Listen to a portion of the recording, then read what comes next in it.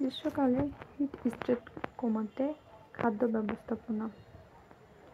Feed management during hit stress. তীব্র গরমে প্রাণীর যত্ন মানেই প্রাণ রক্ষা।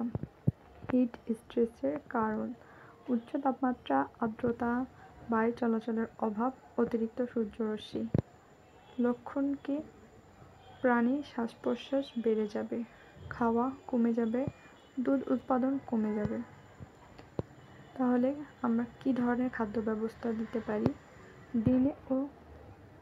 দিনে সকাল ও বিকালে ঠান্ডা সময়ে খাবার দিতে হবে। কনসেন্ট্রেট কমিয়ে সবুজ ঘাস বেশি দিতে হবে।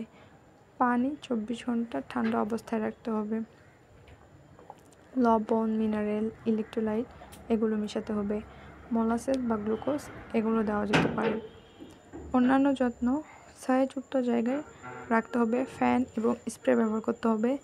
দুপুরে গোসল করে দিতে হবে অথবা ঠান্ডা পানি ছেটাতে হবে। গরমে ঠান্ডা যত্ন প্রাণীর জীবন ও লাভ দুই রক্ষা করে।